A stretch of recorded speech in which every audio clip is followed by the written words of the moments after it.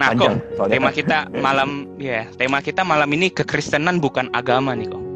Ini kedengarannya kayak gimana gitu ya kok ya. Bahkan di kartu identitas kita aja semua kayak agama kita masing-masing kayak ada gitu loh. Kita mungkin dari yang paling basic nih kok ya. Agama itu apa sih kok? Mungkin secara umum itu apa sih gitu? Baik, kalau ditanya tentang definisi agama, kayaknya kita perlu ada salah satu kesepahaman yang bersama dulu ya tentang apa itu agama.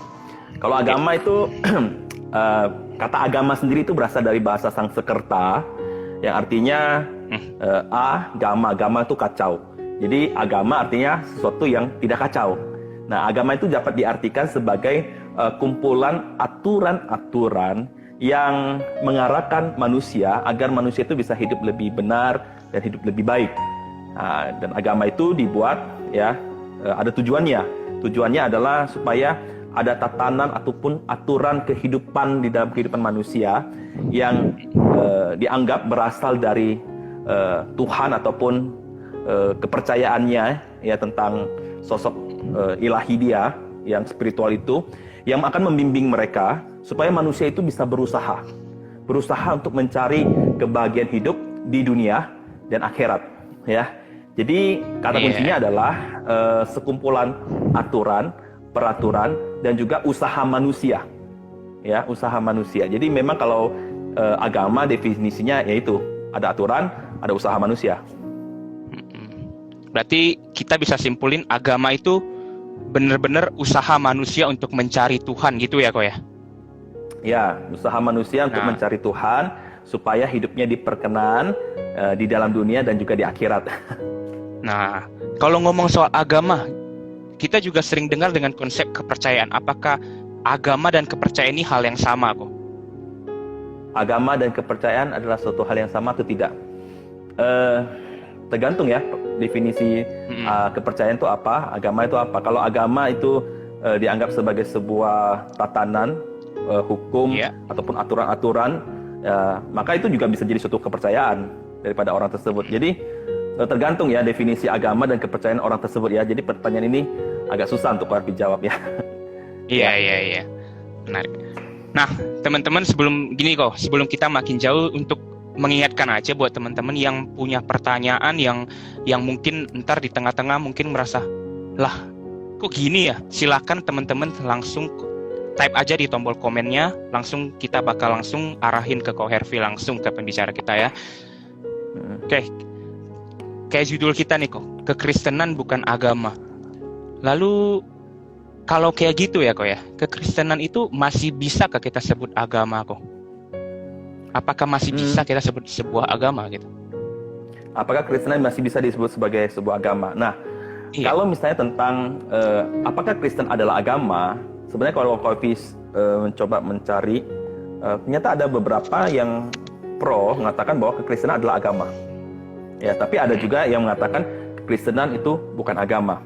Nah, alasan daripada mereka yang mengatakan bahwa Kristen itu agama, mereka panggil dasarnya seperti ini. Bukankah di dalam kekristenan juga ada diatur tentang hukum-hukum, ada aturan-aturan? Bukankah di dalam kekristenan juga ada hukum Taurat, benar kan? Bukankah hukum Taurat itu dua aturan-aturan? Dan mereka mengambil kutipan di dalam Matius pasal 5 ayat 17 ketika Yesus berkata bahwa kedatangan Yesus untuk tidak meniadakan hukum Taurat. Kedatangan Tuhan Yesus itu adalah untuk menggenapinya gitu loh. Jadi mereka katakan apa? Loh, kekristenan ada loh, hukum Taurat loh, ada aturan-aturan loh, berarti bisa dong kekristenan disebut agama. Tapi di lain sisi ada yang mengatakan bahwa enggak, kekristenan bukan suatu agama, ya. Hal ini merujuk kepada apa yang dikatakan oleh Paulus di dalam Efesus pasal 2 ayat 15. Katanya gini, sebab dengan matinya Kristus sebagai manusia, ia, yaitu Kristus, telah membatalkan hukum Taurat dengan segala perintah dan ketentuannya untuk menciptakan keduanya menjadi satu manusia baru di dalam dirinya dan dengan itu mengadakan damai sejahtera. Nah, sampai di sini mungkin teman-teman berpikir, loh, oke, terlepas daripada apakah Kristen agama atau tidak agama, tapi kok di dalam Alkitab yang dipakai dari orang yang bilang agama Kristen itu agama dengan orang yang mengatakan Kristen itu bukan agama, bukankah di Matius bilang Yesus tidak meniadakan hukum Taurat, tapi kok Paulus dikatakan mengatakan bahwa Yesus itu menyediakan hukum Taurat. Nah, ini biasanya dipakai oleh beberapa orang lain yang mencoba untuk menyerang kekristenan, mengatakan bahwa nih loh, ada kontradiksi loh antara Alkitab kita ya, yang satu bilang ini, yang satu bilang ini, Yesus bilang ini, Paulus bilang ini. Nah, apakah itu sebuah kontradiksi? Nah, kalau kita melihat kepada konteksnya, tentu enggak. Ini bukan kontradiksi ya.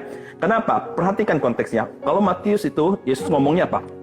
Sebelum Yesus disalib. Nah, berarti penggenapan itu belum digenapi. Tapi konteksnya ketika Paulus berbicara di Efesus, itu sudah digenapi melalui apa? Yesus yang disalib. Oleh karena itulah, sejak Yesus Kristus mati di kayu salib, dia bangkit dan dia naik ke surga, maka peraturan-peraturan hukum Taurat yang dulunya begitu mengikat, bahkan ada sekitar 600-an hukum yang mengatur akan kehidupan orang pada waktu itu ya, itu tidak ada lagi, dibatalkan. Makanya kita zaman sekarang yang hidup setelah zaman Yesus disalibkan, tidak ada lagi namanya halal atau haram. Tidak ada lagi yang namanya persembahan kurban, ya. Tidak ada lagi yang namanya harus setahun sekali ke bait suci, ya. Tidak ada lagi yang namanya ada hukum-hukum sipil kalau orang ketangkap berzina itu dirajam sampai mati pakai batu, ya. Nggak ada lagi akan hukum-hukum yang sipil seperti itu. Dan memang yang ada tersisa tinggallah hukum moral, dan hukum moral itu berbeda dengan aturan-aturan, karena hukum moral memang itu adalah yang harus kita lakukan sebagai orang yang mengikuti Tuhan. Jadi kesimpulannya adalah kekristenan sekarang, Calvin lebih melihat bahwa sekarang kekristenan tidak lagi terikat dengan hukum Taurat yang merupakan sebuah kegiatan ataupun aturan-aturan agamawi ataupun sebuah usaha kita. Tetapi kekristenan sekarang adalah dengan iman, ya, dengan faith, ya. Alkitab mengatakan bahwa tidak seorang pun dibenarkan oleh karena dia melakukan hukum Taurat, tapi orang Kristen itu dibenarkan hanya karena iman. Jadi kalau ditanya, menurut Ko Harvey, kekristenan itu apa? Kekristenan adalah iman kepada Yesus Kristus. Tapi kalau tanya konteks, nah ini kan kalau demikian tadi kan si Dery sempat sebut, kalau gitu nanti di KTP gimana sebutnya? Ya? KTP kan kita ada agama ya. Berarti kalau gitu gimana? Nah, kalau Ko Harvey melihat kalau disesuaikan dengan konteks kita negara Indonesia, kekristenan adalah salah satu agama, ya. Kalau kita bilang kekristenan bukan agama, nanti lu dibilang apa? Ya. Jadi kalau Ko Harvey mengatakan, karena definisi agama menurut negara kita ini agak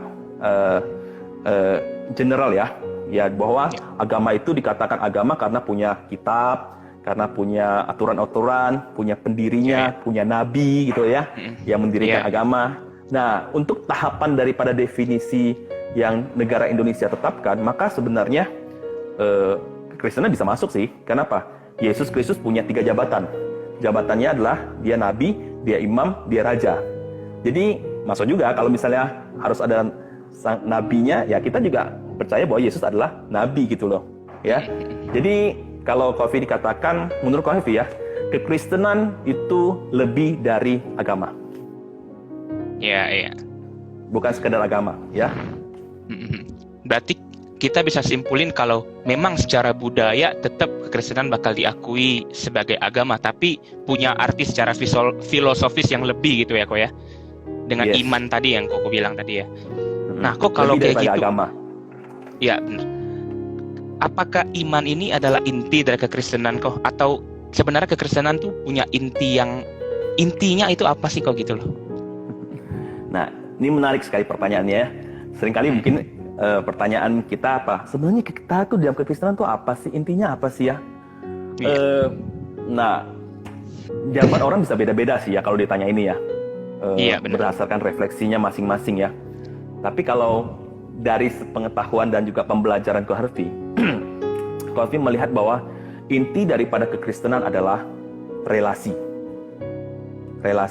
Artinya gini loh ya, kita bisa melihat di dalam kejadian bagaimana Allah menciptakan manusia. Allah mau berelasi dengan manusia. Allah mau manusia itu benar-benar menjadi objek yang dikasihi dia dan lain sebagainya. Tetapi di Kejadian pasal 3 dikatakan manusia jatuh dalam dosa, hamartia. Kalau hamartia dalam arti bahasanya diterjemahkan itu adalah meleset. Artinya apa? Manusia itu melenceng daripada apa yang Tuhan tetapkan. Akibatnya manusia jatuh dalam dosa, manusia kehilangan relasinya dengan Tuhan, manusia seperti domba sesat yang tidak tahu kemana, tidak tahu jalan pulang kemana. Dan puji Tuhan bahwa Tuhan itu berinisiatif untuk memperbaiki relasinya dengan kita manusia melalui sebuah apa? Sebuah karya keselamatan, kasih yang begitu nyata, yang begitu besar, yang kita tahu dalam Yesus Kristus. Yesus Kristus, dia hidup, dia tinggal bersama kita, dia mati di kayu salib, dia bangkit dan naik ke surga. Dan semua itu supaya kita apa? Supaya kita manusia bisa kembali lagi berelasi dengan Tuhan, ya. Kita bisa menyebut Tuhan kita dengan sebutan Bapa, kita bisa berdoa, kita bisa memanggil Dia dan bisa menceritakan apapun yang menjadi isi pergumulan kita di hadapan Tuhan, dan kita juga bisa mendengarkan akan kebenarannya, akan firman-Nya melalui firman Tuhan. Jadi relasi kita dengan Tuhan akhirnya dipulihkan. Jadi kalau misalnya tanya, apa sih inti dari kekristenan? Itu adalah relasi kita yang dipulihkan kepada Tuhan. Dan kita, bukankah ini yang akan terus bertahan bahkan sampai nanti ketika kita kembali ke surga, karena kita akan tetap berelasi dengan Tuhan kita. Itu sih dari Ko Arfi. Oh, ya benar. Berarti relasi itu salah satu hal yang penting dalam kekristenan itu ya, Ko ya? Ya. Nah, kok kalau tadi Koko bicara soal manusia jatuh ke dalam dosa, kemudian kabar keselamatan Yesus, apakah hal-hal ini yang biasanya kita sebut dengan Injil gitu kok? Oke, Injil ya. Kalau Injil, nah kita lihat dulu ya. Injil tuh, kalau definisi Injil itu kan mungkin bisa orang katakan gini, itu Matius, Markus, Lukas, Yohanes, ya. Itu kitab Injil namanya ya. Iya, kitab Tapi Injil itu sendiri, tapi Injil itu sendiri adalah kabar baik, good news. Nah, maksudnya adalah gini loh, ya Injil itu adalah kabar baik bagi manusia yang tidak punya pengharapan, manusia yang hopeless ya, tapi akhirnya manusia itu dapat pengharapan, satu kebenaran yang akhirnya bisa melegakan manusia itu. Bahkan salah satu hal juga, kalau kita kembali kepada kehidupan kita manusia, kita kembali melihat ya, bahwa manusia itu diperhadapkan dengan pergumulan hidup yang tidak ada habis-habisnya. Ada setidaknya 3 hal dalam kehidupan manusia yang akan selalu ada. Itu apa? Penderitaan, kejahatan, dan kematian. Kalau kita mikir ya, penderitaan itu selalu ada. Dari dulu, sekarang, dan mungkin yang akan datang tetap ada. Bukankah seperti sekarang ini juga kita dalam masa-masa pandemi ini kita menderita, ya, bergumul, ya. Itu juga ada kejahatan, ya. Ada kejahatan, problem of evil gitu loh ya. Kejahatan itu ada. Kenapa bisa ada kejahatan? Terus sampai titik terakhirnya apa? Kematian. Nah, ini semuanya, walaupun teknologi manusia makin berkembang, walaupun manusia makin pinter ya, kayaknya 3 hal ini tidak akan mungkin dapat diselesaikan oleh manusia. Oleh karena itu, manusia sebenarnya hopeless sebenarnya. Tapi ya ada Injil. Injil apa? Good news, kabar baik yang kita terima melalui Yesus Kristus, dan itu memberikan satu pengharapan bagi kita di tengah-tengah dunia yang sebenarnya menurut Alfi yang sudah jatuh dalam dosa ini sudah hopeless, tapi ada Tuhan, jadi kita punya pengharapan kembali. Oke. Berarti kita bisa gak kesimpulan seperti ini kok, bahwa Injil tadi yang Koko jelaskan itu kok, itu adalah bagian penting juga dalam relasi kita dengan Tuhan gitu kok? Ya, karena Kristus sudah datang menjadikan satu pengharapan bagi kita, dan kita tahu bahwa itu sebuah anugerah yang begitu besar, kasihnya nyata, dan bagaimana mungkin ya orang, kita udah misalnya gini loh, ada pribadi yang begitu mengasihi kita, bahkan dia rela mati untuk kita. Nah, kita masa meresponnya biasa-biasa aja, ataupun meresponnya cuk-cuk aja. Tentu kita pengen berelasi dengan dekat dengan pribadi ini dong. Ya misalnya, nggak tahu ya, Derry udah pacar belum ya? Udah punya pacar belum ya? Udah dong kok. Udah kok. Udah laku ya. Udah laku kok. Misalnya, ya tentu ketika kamu mengasihi ya, kamu pasti pengen berelasi sama orang itu, ya. Benar kok. Ya. Jadi Tuhan begitu mengasihi kita. Masalahnya, apakah kasih Tuhan itu nyata dalam hidupmu? Nah, seringkali ini menjadi pergumulan anak-anak muda sekarang ya. Gue nggak merasa ya kasih Tuhan itu nyata ya. Ya, itu gimana ya? Iya, iya. Nah, Merasa kok kering ya, apalagi dalam masa-masa pandemi sekarang seperti ini ya. Ketika ibadah nggak ketemu, terus ibadah cuma lihat HP, terus dianggap kayak nonton ya. Kok kayaknya gimana ya, Tuhan tuh kayaknya jauh banget ya. Kok relasi dengan Tuhan kok gimana ya sekarang ini ya. Nah, ini biasanya terjadi. Sekarang kalau Kopi mau kasih tahu ya, sampaikan ya dari hasil perenungan Kopi ya. Tuhan tuh selalu hadir dalam kehidupan kita kok. Cuma masalahnya ya, kita ini harus mengakui kehadiran Tuhan yang maha hadir itu di dalam kehidupan kita. Ingat, dia sebagai pencipta, kita ciptaan. Kehadiran Tuhan sebagai pencipta tidak selalu harus dirasakan oleh kita sebagai ciptaan. Tapi bukan berarti ketika kita nggak merasa Tuhan hadir, Tuhan itu tidak hadir. Tuhan tetap hadir gitu loh. Dari mana kita bisa tahu? Ya, karena kita lihat firman Tuhan. Kebenaran firman Tuhan tuh menyatakan bagaimana Tuhan itu setia, Tuhan itu tidak pernah berubah, dan disitulah kita bisa tahu bahwa kesetiaan Tuhan itu selalu bisa diandalkan. Nah, disinilah letaknya bagaimana kita dibawa untuk menyadari ini, sehingga kita benar-benar mau terus berelasi dengan Tuhan yang begitu mengasihi kita. Iya. Oke. Nah, kok kembali ke relasi tadi kok ya. Relasi, lalu kita juga sempat singgung Injil gitu kan. Lalu kita juga, tema kita ini kan benar-benar kekristenan bukan agama gitu. Sedangkan kita juga bisa melihat begitu banyak konsep keagamaan di dunia gitu kok ya. Nah, apa sih kok yang menjadi dasar, mungkin kita boleh sedikit mengkomparasi gitu kok antara Injil ini dengan agama gitu kok. Mungkin sebagai pembanding itu gimana sih kok? Bagaimana bisa membandingkan kekristenan dengan agama lain ya, kira-kira ya? Iya, seperti itu. Nah, ini ada satu cerita ya. Suatu ketika ada seorang pendeta, dia pergi ke jamuan makan malam. Dan ketika itu pendeta itu duduk di satu meja dengan orang-orang dari agama lain. Lalu ada orang agama lain itu bertanya kepada pendeta ini, Pak Pendeta, mau tanya Pak Pendeta. Pak Pendetanya bilang, oh silakan, mau tanya apa? Pak Pendeta, di agamamu Anda nggak mengajarin untuk menghormati orang tua? Pak Pendeta itu bilang, oh ada. Oh kalau gitu sama lah Pak. Kenapa di agama kami juga mengajarkan untuk menghormati orang tua? Lalu Pak, saya tanya lagi Pak, apakah di agama Bapak ada diajarin nggak untuk jangan mencuri, jangan membunuh, merampok? Ya, terus pendeta itu bilang, ya jelas ada. Dia bilang, ya berarti sama lah Pak, agama saya juga seperti itu Pak. Ya tidak boleh merampok, tidak boleh mencuri, ya. Jadi kan sama dong Pak ya, agama Bapak dengan agama saya. Nah, apa dong yang membedakan? Nah, dari kalau bisa ditanya seperti itu, apa dong membedakannya? Ya. Wah. Lalu Cukup. gimana tuh membedakannya? Ya. Nah, kalau Kopi kutip apa gimana? Itu kan secara moralitas gitu kayak kita ngelihat itu jadinya sama gitu, sama-sama ngajarin hal yang baik gitu ya. Jadi itulah kembali yang makanya saya tanyakan kok kayak apa yang jadi pembanding di situ gitu. Ya, apa yang membandingkan ya? Nah, Kofi kutip apa yang dikatakan pendeta itu ya dan ceritanya. Dia katakan ini.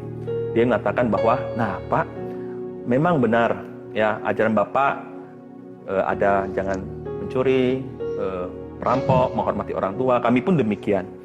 Tetapi kalau kami Pak ya, dibilang ya, kami melakukan semua hal yang baik itu atau kebajikan yang biasanya Bapak sebutkan ya, itu bukanlah supaya hidup kami itu diperkenan. Tetapi kami melakukan semua itu karena kami tahu bahwa hidup kami sudah diperkenan oleh Tuhan. Ya, jadi kebajikan atau kebaikan yang kami lakukan bukanlah sebuah usaha supaya kami diselamatkan, tetapi sebagai sebuah ucapan syukur atas keselamatan yang telah diperoleh. Ya, jadi yang membedakan apa? Membedakan adalah motivasi di dalam segala perbuatan dan kebajikan-kebajikan tersebut. Kekristenan melihat perbuatan baik dan kebajikan itu adalah sebagai respon, ungkapan syukur, dan bukan sebagai supaya untuk memperoleh, tapi karena sudah memperoleh keselamatan itu. Oh, berarti dalam konsep kekristenan tuh Tuhan yang duluan bekerja ya kok ya? Tuhan yang bekerja Ya. aktif gitu ya kok ya, berarti Ya, kayak kita benar. tadi Ya, jadi gini, bisa. Kofi tambahkan ya. Ya boleh Nah, kok. Kofi tambahkan ya. Nah, ini juga menjadi satu hal yang membedakan ya.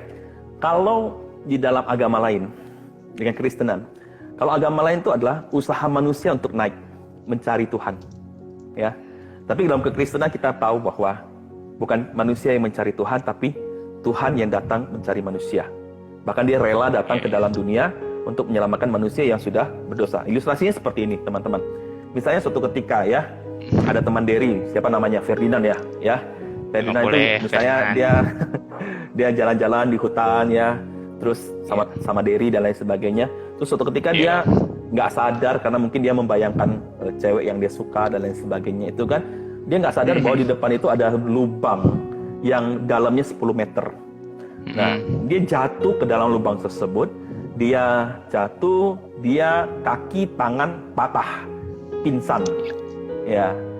Nah, terus lalu datanglah beberapa teman Derry. Ya tadi nggak tahu siapa ya. Ya. Siapa di sini ya mungkin ya, teman-teman Derry lah ya, datang terus lihat. Iya. Di si mana, si Ferdinand mana? Ferdinand mana? Terus dicarinya si Ferdinand, terus ketemu ada lubang tersebut kan. Lalu dia lihat Ferdinand. Lalu dipanggil, Ferdinand, kamu gimana? Baik. Terus bilang, Ferdinand yang nggak bisa jawab dengan suara keras, dia bilang sakit, dia bilang kan misalnya seperti itu. Lalu teman yang satu ini bilang, Ferdinand, ayo naik ke atas, cepat. Kalau kamu bisa melakukan ini, ya, kamu bisa berdoa, ya, kamu bisa kerjakan itu, ya, kamu bisa deh. Misalnya apa? Keluar dari lubang tersebut. Ya, si Ferdinand pasti berpikir, kagak mungkin lah, tangan kaki sudah patah, terus gimana bisa naik ke atas dengan usaha sendiri? Tapi teman itu masih berkata, ayo naik. Kalau nggak naik nanti kamu mati gitu loh. Cepat naik gitu loh. Iya. Ya, bisa diselamatkan nggak? Nggak bisa sebenarnya. Lalu bagaimana Ferdinand bisa selamat dari lubang tersebut? Nah, suatu ketika akhirnya Derry datang misalnya ya. Derry lihat, ini karena Derry ini sohib teman baiknya si Ferdinand ya.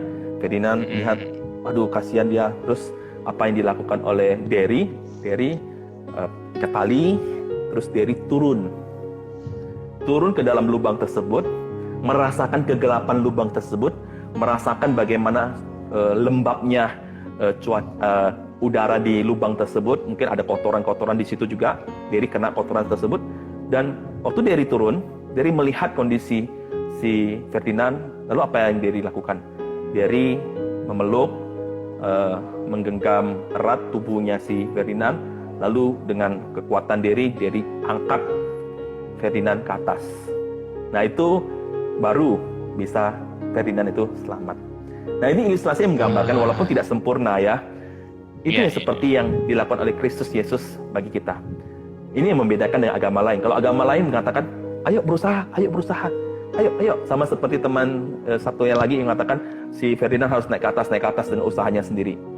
Tapi kalau Kekristenan itu seperti yang dilakukan Derry. Derry mau turun ya ke dalam dunia.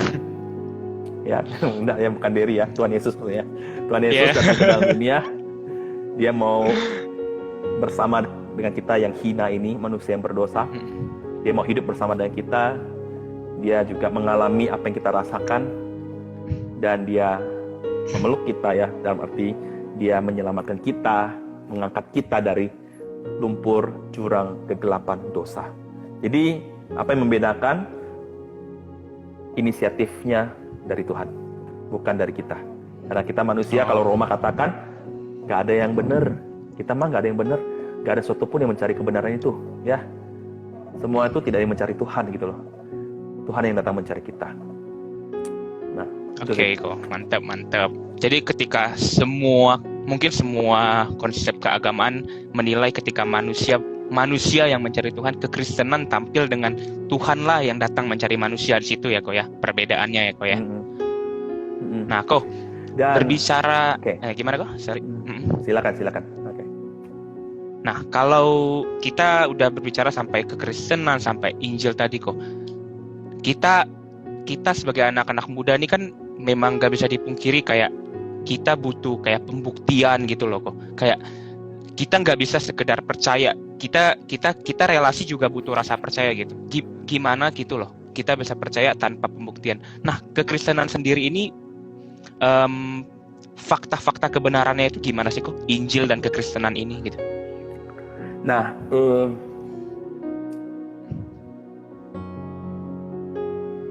oke. Sepengetahuan Kofi selama Kofi belajar kekristenan ya. Ya kok. Kekristenan itu bukan suatu tahyul ya. Banyak orang mengatakan kekristenan itu tahyul ya. Tapi selama pembelajaran Kofi, kekristenan itu logis loh. Teruji kebenarannya dan relevan di dalam kehidupan kita. Ya, jadi ada logis, teruji dan relevan. Nah, kalau mengatakan tentang bagaimana sih kita bisa yakin dan percaya bahwa Injil itu benar, ya? Bagaimana kita bisa percaya bahwa Injil itu benar? Nah, ya kembali kepada firman Tuhan yang kita baca ya. Pertama kita melihat dulu. Ada fakta-fakta yang cukup meyakinkan yang memberikan kita keyakinan bahwa sebenarnya bukan hanya Injil tapi Alkitab ya. Alkitab adalah kebenaran. Salah satunya adalah kalau misalnya tentang Injil ataupun kitab-kitab yang ada di dalam Perjanjian Baru, kita yakin bahwa ada satu kebenaran yang kita bisa yakini dengan benar, suatu meyakinkan lah ya, suatu hal yang kebenaran yang meyakinkan. Tetapi kalau ditanya ya, ini mungkin yang pertanyaan, apakah bisa kita dapatkan bukti 100% yang bisa meyakinkan orang tentang kebenaran Alkitab kita? Nah, saya harus mengatakan bahwa nggak ada bukti 100% yang bisa meyakinkan semua orang kalau Alkitab itu benar. Kenapa? Kalau memang ada yang bukti seperti itu, semua orang di dalam dunia ini udah Kristen gitu loh. Ya, tetapi kendalanya bukan hanya di dalam kekristenan saja. Agama lain pun juga menemukan masalah yang sama bahwa mereka tidak bisa membuktikan 100% tentang agama mereka gitu loh ya. Tetapi yang Kofi tadi katakan bahwa kekristenan itu logis, teruji dan relevan, yang artinya Kofi jauh bisa melihat bahwa kebenaran Injil itu jauh lebih meyakinkan. Ya, kebenaran Alkitab misalnya itu jauh lebih bisa meyakinkan. Beberapa hal yang bisa menjadi bukti yang Kofi rasa itu lebih meyakinkan adalah bagaimana Injil itu adalah ditulis oleh orang yang dekat dengan kehidupan Yesus. Ya, berarti mereka adalah bukan orang-orang yang jauh ratusan tahun daripada Yesus, tapi mereka adalah bahkan penulisnya adalah murid-murid Yesus ataupun orang-orang yang dekat dengan kehidupan para rasul pada waktu itu. Dan juga jangka masa penulisan waktunya itu tidak melewati daripada 100 tahun. Ya, Injil yang terakhir ditulis itu Yohanes ya. Yohanes itu murid Tuhan Yesus ya. Jadi Injil Yohanes itu ditulis sekitar tahun 90-an. Nah, fakta lain yang cukup menurut kami sangat meyakinkan adalah tentang kepercayaan kita tentang kebangkitan Tuhan Yesus Kristus. Nah, kebangkitan Tuhan Yesus Kristus itu menurut kami adalah suatu hal yang sangat meyakinkan, sehingga itu yang mengkonfirmasi akan kebenaran Injil ya. Karena Injil mengatakan bahwa Yesus bangkit ya. Nah, kebangkitan Yesus itu memberikan suatu bukti yang cukup meyakinkan bagi kita untuk percaya bahwa kekristenan itu benar. Nah, sebenarnya tema ini panjang, bisa jadi satu IG live ya, tapi Kofi simpulkan tentang bagaimana kebangkitan Tuhan Yesus menjadi suatu hal yang bukti yang memberikan suatu bukti yang sangat meyakinkan. Pertama adalah kubur kosong. Kubur kosong ya, kita bisa bayangkan ya, kalau misalnya Yesus tidak bangkit, tentu pasti banyak ada orang yang akan berkata murid-murid bohong ya, murid-murid itu tidak tepat menyampaikan hal-hal tentang kebangkitan Yesus ya. Mereka akan beramai-ramai memberikan bukti bahwa rasul salah, ini salah. Nah, ini buktinya apa? Ada kuburnya, ada mayatnya Yesus. Nah, tapi sampai sekarang tidak pernah ditemukan tentang buktinya seperti itu. Ya. Walaupun di dalam Matius pasal 27 para imam-imam Yahudi itu menyuap prajurit Romawi untuk berbohong ya, bahwa mayat Yesus itu dicuri ya. Tapi itu cuma kebohongan konspirasi pada waktu itu, tapi sampai pada nyatanya tidak ada. Terus yang kedua buktinya adalah tentang bagaimana penampakan Tuhan Yesus yang bukan satu kali tapi beberapa kali selama 40 hari itu, dan itu disaksikan lebih daripada, kalau Alkitab Paulus katakan 500 orang ya. Dan saksi-saksi itu bisa diuji gitu loh, apakah mereka itu benar atau tidak ya. Nah, bisa bayangkan kalau memang itu suatu hal yang tidak tepat, tidak benar, bagaimana mungkin 500 orang itu bisa berhalusinasi sama ya tentang kebangkitan Yesus. Yang berikutnya adalah tentang bagaimana perubahan hidup murid-murid dan orang-orang percaya pada waktu itu setelah mereka melihat kebangkitan Yesus Kristus. Murid-murid sebelumnya yang dikatakan itu waktu Yesus ditangkap lari ya, terbirit-birit, bahkan Petrus menyangkali Tuhan Yesus 3 kali. Tapi oleh karena keyakinan mereka terhadap Yesus yang bangkit itu, maka murid-murid berani rela mati. Bahkan Petrus di catatan sejarah gereja mengatakan dia disalibkan dengan terbalik gitu loh ya. Dan murid-murid lain juga banyak mati, semuanya mati martir gitu loh. Dan bukan hanya itu, kekristenan di masa awal-awal itu, abad pertama, kedua sampai ketiga, bahkan sampai baru sampai ke abad keempat lebih baik kekristenan pada waktu itu. Nah, abad 1, 2, ketiga itu semua kekristenan pada itu mengalami namanya penganiayaan. Penderitaan yang luar biasa terjadi. Tapi mereka tetap bisa bertahan dengan iman mereka. Nah, bagaimana mungkin ya mereka rela mengorbankan diri mereka kalau misalnya itu adalah suatu hal yang kebohongan, ya. Jadi kebangkitan Tuhan Yesus itu menjadi satu bukti yang sangat meyakinkan bagi kita, dan ini yang menjadi satu landasan bagi kita untuk percaya bahwa kekristenan itu benar. Iya. Ya, panjang lebar ya. Nah, iya.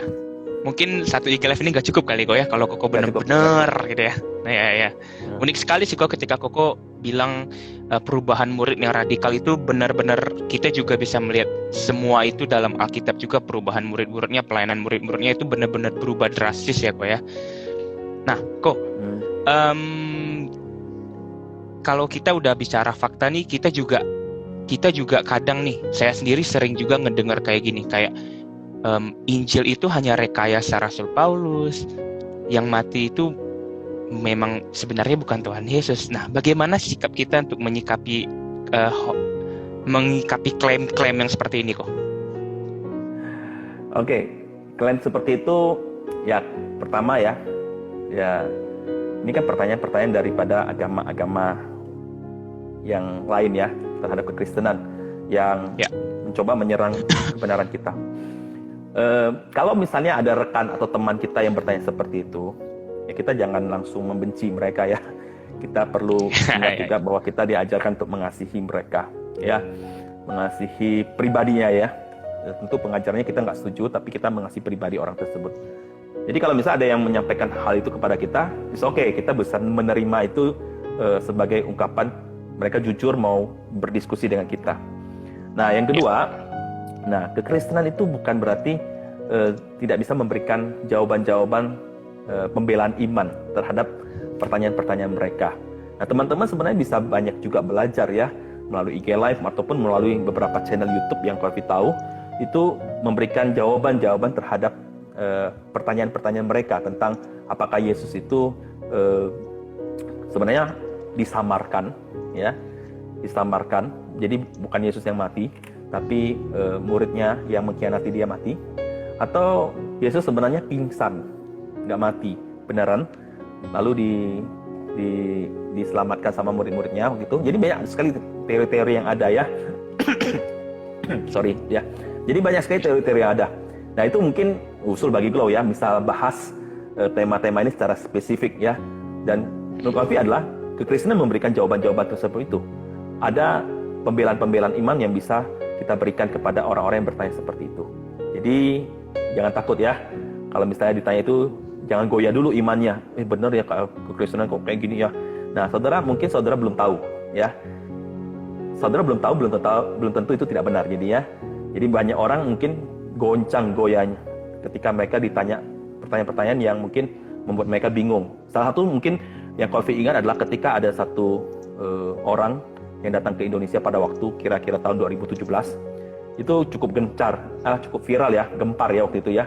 Pertanyaannya itu membuat orang Kristen jadi bingung. Pertanyaan gini, kalau misalnya kamu bisa membuktikan kepada saya di Alkitab ya, Yesus berkata dia adalah Tuhan dan sembahlah aku, maka aku akan jadi orang Kristen.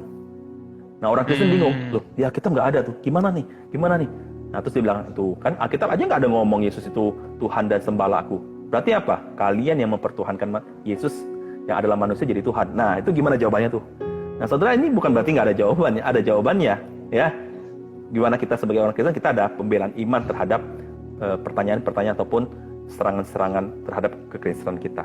Tapi kuncinya adalah kalau misalnya ada seperti itu, jangan panik dulu ya.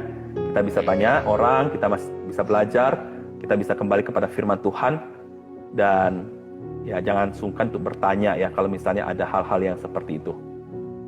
Ataupun mungkin lewat event-event kayak IG Live, Flow ini, nah jawaban-jawaban itu bisa kita berikan.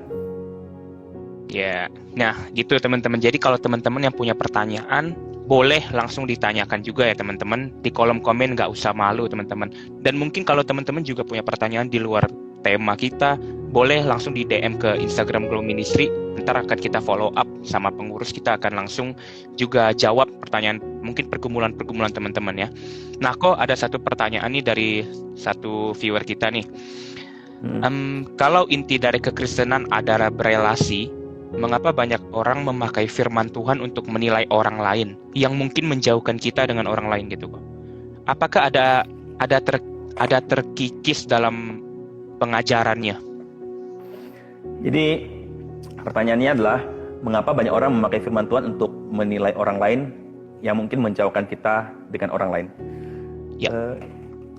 Ini pertanyaannya maksudnya menjauhkan yang seperti apa ya? Terus menilai yang seperti apa. Jadi perlu diperjelas sih sebenarnya. Tapi kalau asumsinya adalah kalau misalnya tadi dikatakan konteksnya kan tentang kekristenan itu adalah relasi. Nah, kenapa bukan relasi itu yang diutamakan misalnya kan? Maksudnya ya. Ya. Sehingga firman Tuhan itu dipakai justru kok kayaknya bukan untuk mendekatkan orang tapi malah menjauhkan orang. Misalnya nggak tahu ya ini asumsinya apa ya? Asumsinya apakah kayak saya juga nggak tahu nih asumsi pertanyaannya seperti apa. Tapi Kofi jelaskan gini ya, sejak manusia jatuh dalam dosa, relasi kita tuh rusak semuanya. Relasi kita rusak bukan hanya kepada Allah, tapi relasi kita rusak juga kepada sesama. Relasi rusak kepada ciptaan. Relasi rusak terhadap diri kita sendiri. Ya, kita nggak bisa kenal diri kita sendiri, jadinya relasi itu sudah hancur deh pokoknya deh. Jadi relasi itu benar-benar hancur-hancuran deh kita, ya sejak kita jatuh dalam dosa. Nah, saya nggak tahu apakah yang dimaksud dengan firman Tuhan menilai orang lain itu untuk menjauhkan kita itu adalah apa ya? Apakah mungkin memakai firman Tuhan untuk menghakimi orang ya? Nah, saya nggak tahu untuk kalau menilai kalau di sini ya. Untuk menghakimi orang kali ya. Kayak misalnya lu kok ngomongnya kasar gitu loh ya. Firman Tuhan katakan harus lemah lembut dan sebagainya.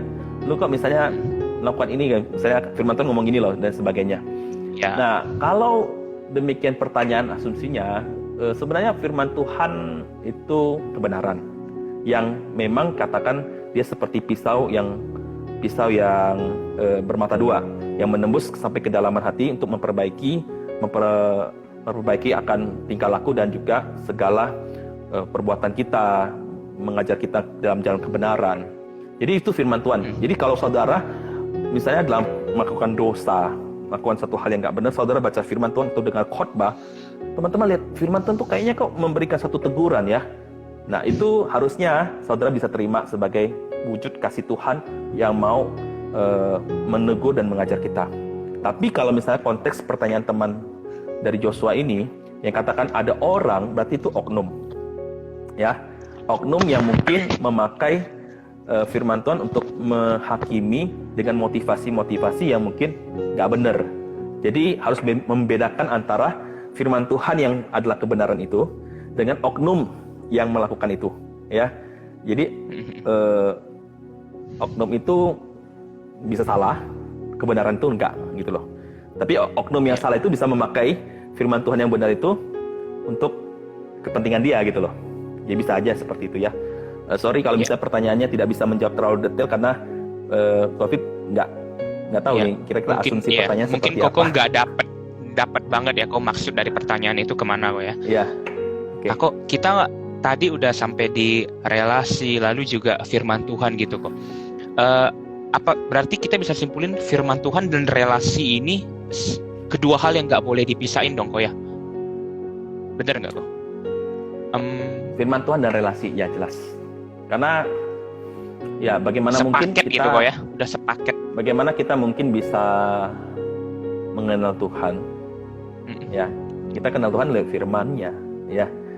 Benar-benar. Kita butuh firman, ya. Firman itu yang mengubah kita, firman Tuhan itu yang menuntun kita. Bahkan firman Tuhan dikatakan pelita bagi jalan terang kaki kita, langkah kita. Sebab tanpa firman Tuhan kita nggak akan tahu bagaimana harus melangkah. Dan tanpa firman Tuhan yang Tuhan singkapkan kepada kita, kita nggak akan tahu juga tentang tentang Kristus ya. Jadi firman Tuhan adalah suatu anugerah juga yang Tuhan berikan bagi kita supaya kita bisa mengenal Dia. Ya, itu sih. Oke. Niko, kita udah sampai kekristenan, agama, Injil, sekarang firman Tuhan. Mungkin banyak orang yang tadi kita juga Koko sempat singgung ya, ada kitab-kitab Injil, Matius, Markus, Lukas, Yohanes, dan lain-lain. Apakah kita ngomongin firman Tuhan, kita mau membangun relasi dengan Tuhan, apakah kitab Injil aja udah cukup kok? Atau cuma di perjanjian baru? Atau harus satu Alkitab kok? Jadi gimana gini kok? Kalau mau merenungkan Injil yang dimaksudkan tentang kabar baik, tentang keselamatan Yesus Kristus, Ya. Nah, saya coba mengilustrasikan, menggambarkan seperti ini ya. Teman-teman, nggak tahu ya, Dery suka nonton film drama Korea nggak? Dulu tahu ya? kok, sekarang Dulu ya. nggak. Nah, misalnya ya, di dalam satu film drama Korea, tiba-tiba nih ada satu orang nonton drama Korea terus dikasih serinya itu adalah klimaks daripada film drama Korea tersebut. Misalnya cewek itu akhirnya ditembak sama cowok itu, bukan tembak mati ya, tapi ditembak, lalu cewek itu menerima, terus akhirnya sang cewek itu pun menyambut cinta daripada cowok itu, dan akhirnya mereka memutuskan untuk menikah misalnya gitu kan. Wah, itu kan klimaks cerita kan. Wah, kayaknya bagus. Nah, tapi tentunya pasti apa? Kita tahu, oh ini klimaks cerita, tapi kan pengen juga tahu kan, ini latar belakang kenapa mereka bisa bertemu ya, gimana caranya kan. Pasti kita akan menonton kembali episode-episode sebelumnya, supaya kita tahu konteksnya. Kenapa bisa sampai mereka akhirnya jatuh cinta dan akhirnya memutuskan untuk menikah.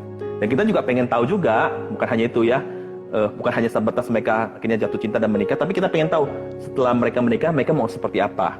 Ya, sampai akhir konklusi ceritanya seperti apa, baru kita rasa puas ya. Nah, di dalam Alkitab itu, misalnya kita nggak bisa memilah-milah sih ya sebenarnya. Tapi kalau misalnya berita Injil, memang Injil adalah berita tentang perkataan Yesus, tentang kabar baik, karya keselamatan yang Tuhan nyatakan di dalam kita, dan kita bisa terima itu dengan melihat bahwa itu bukti cinta kasih Tuhan yang klimaks ya, Yesus mati di kayu salib. Tapi kan kita pengen tahu juga kan, kalau kita ingin merenungkan dan juga memahami tentang kenapa ya Yesus harus mati, kenapa ya Yesus harus berkorban bagi kita. Tentu kita harus pengen tahu latar belakang konteks kenapa Yesus harus mati untuk kita. Ya, kita bisa melihat kembali ke dalam kitab-kitab dari awal, kejadian, Keluaran, Imamat, Bilangan. Kita bisa tahu kenapa manusia jatuh dalam dosa, terus apa yang dilakukan oleh Tuhan pada mulanya, terus bagaimana Tuhan merancangkan keselamatan itu, yaitu melalui Abraham dan melalui bangsa Yahudi waktu itu, sampai ada raja-raja dan nabi-nabi pada waktu itu, sampai akhirnya keturunan itu terus berlanjut sampai pada Daud itu menjadi satu orang yang dikasihi Tuhan, dan bagaimana kita melihat tentang kehidupan Daud, keturunan Daud itu nanti akan jadi punya keturunan Yesus gitu loh ya.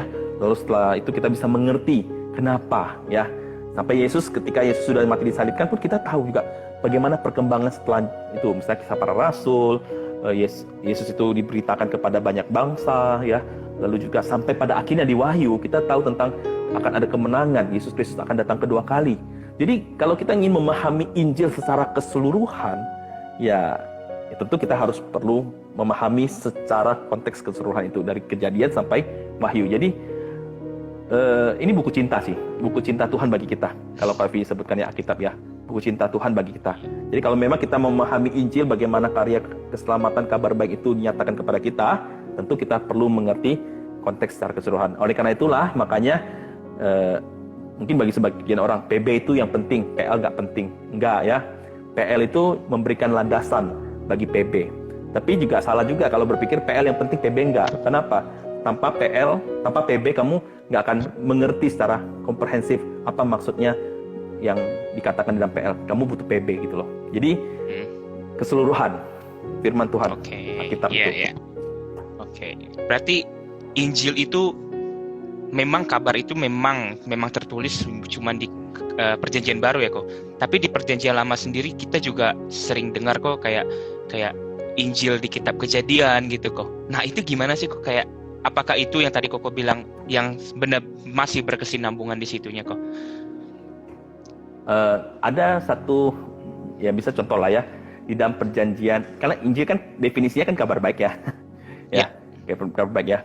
Di perjanjian lama ada nggak kabar baik untuk kita? Ada. Misalnya sejak manusia jatuh ke dalam dosa, waktu itu Kejadian pasal 3 ayat 15 ya, waktu itu Tuhan mengatakan bahwa oleh karena itu kamu akan meremukkan, menginjak kepala ular itu, dan dia akan meremukkan tumitmu. Di situ sebenarnya kalau melihat konteks itu sebenarnya adalah proto-evangelium. Kalau disebutnya istilahnya proto-evangelium. Jadi Injil yang pertama, kabar baik yang pertama bahwa ini loh Tuhan, manusia yang sudah jatuh ini ya, Tuhan memberikan satu pengharapan nih bagi manusia nih. Ya, jadi memang ada Injil di Perjanjian Lama. Kabar baik itu sudah diberitakan sebelumnya. Ya, kira-kira seperti itu, Derry. Iya kok, kita udah bahas meskipun waktu kita singkat banget 1 jam nih ya kok ya. Kita udah bahas dari Kristen, agama, Injil, firman Tuhan. Nah kok, kalau kayak gitu kok, apa implikasinya sih kok bagi spiritualitas kita dalam kekristenan gitu? Kayak pentingnya Injil untuk kita. Oke, rekan-rekan dan teman-teman terkasih dalam Tuhan ya, sadarilah bahwa kekristenan itu lebih daripada sekedar agama. Kekristenan itu bukan aturan-aturan yang norma-norma atau akhirnya mengikat kita untuk akhirnya kita melakukan itu dengan bersungut-sungut, dengan artinya kita melakukan secara terpaksa ataupun dengan motivasi perbuatan-perbuatan baik itu karena kita supaya kita memperoleh sesuatu ya. Tapi enggak ya, tapi bagaimana kita melihat kembali bahwa kekristenan adalah sebuah relasi, kekristenan adalah sebuah anugerah yang Tuhan berikan dan Tuhan nyatakan bagi kita, yang begitu mengasihi kita ya. Jadi ketika kita tahu bahwa Kristus itu begitu mengasihi kita, maka segala sesuatu apapun yang kita hidupi di dalam kehidupan kita, kita tahu sekarang hidup kita memang bukan untuk diri kita lagi. Kalau Paulus katakan di dalam Galatia pasal 2 ayat 20, sebab aku hidup bukan lagi aku yang hidup, melainkan Kristus yang hidup di dalam aku. Ya, jadi benar-benar apa yang dilakukan oleh Paulus, dia sadar dia manusia berdosa, nggak akan mampu bagi dia untuk bisa melakukan perbuatan-perbuatan yang bisa memperkenankan Tuhan. Kenapa? Paulus sebelum dia jadi Paulus ya, dia Saulus ya, dia adalah orang yang belajar hukum Taurat. Bahkan dikatakan dia tidak bercacat di dalam melakukan hukum Taurat tersebut. Tapi setelah dia kenal Yesus Kristus, dia tahu bahwa segala sesuatu itu adalah suatu hal yang nggak benar, nggak sampai itu. Maksudnya suatu hal yang nggak akan mampu membuat dia diperkenan sama Tuhan. Jadi Yesus adalah sebagai suatu hal yang benar-benar dilihat Paulus sebagai satu-satu yang begitu mengasihi, dan itulah menjadi suatu landasan bagi Paulus untuk mengatakan hidupku sekarang adalah untuk Kristus. Hidupku adalah untuk kemuliaan Tuhan. Bahkan kutipan yang terkenal adalah hidupku kalau hidup bagi Kristus, mati adalah keuntungan. Jadi teman-teman yang terkasih dalam Tuhan, yang Calvin mau sampaikan adalah bagaimana sih kita melihat bahwa kekristenan itu lebih daripada sekedar agama. Kekristenan itu adalah sebuah relasi. Kekristenan itu adalah tentang pengenalan terhadap Tuhan, tentang iman terhadap Tuhan itu. Dengan demikian kita menyadari bahwa hidup kita yang cuma sementara di dalam dunia ini, fokus kita adalah fokus untuk mengenal Tuhan. Fokus kita adalah fokus kekekalan. Dan kita tahu dunia ini akan berlalu, dunia ini cuma sementara, dan apa yang tertinggal nanti di dalam dunia ini, segala kemegahannya nggak akan kita bawa. Apa yang tersisa itu adalah bagaimana relasi kita dengan Tuhan Yesus Kristus. Ada salah satu kutipan dari pendeta Billy Graham almarhum. Dia mengatakan ketika dalam usia tuanya, dia memberikan satu refleksi bahwa apa? Seandainya waktunya bisa diputar ulang kembali, dia akan lebih banyak menghabiskan waktunya untuk berelasi dengan Tuhan daripada berkhotbah ke negara-negara. Billy Graham ya, almarhum, yang nggak tahu, mungkin teman-teman kenal nggak ya almarhum Billy Graham. Dan itu menyatakan satu hal yang memberikan satu pemahaman bagi Corby adalah hidup ini berrelasi dengan Tuhan. Hidup ini tentang Tuhan gitu loh. Ya, kira-kira bisa salah satu memberikan jawaban. Iya kok. Salah satu hal implikatifnya, hiduplah buat Tuhan. Itu intinya sebenarnya kok ya.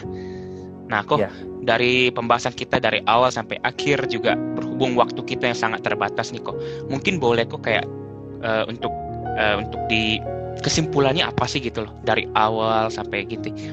Juga sekalian langsung juga kok Hervi bisa untuk closing statement gitu untuk teman-teman viewer kita nih. Oke, closingnya adalah teman-teman, berelasilah dengan Tuhan. Kenalilah Tuhan. Apa yang kita percayai tentang Tuhan kita, Yesus Kristus, itu suatu kebenaran yang kita bisa yakini Kalau kita mungkin masih ragu tentang Kristus, maka carilah. Ketuklah pintu, maka engkau akan dapatkan. Carilah, maka engkau akan dapatkan. Kenalilah Tuhan Yesus yang akan bersama dengan engkau sampai kepada kekekalan. Tuhan Yesus memberkati.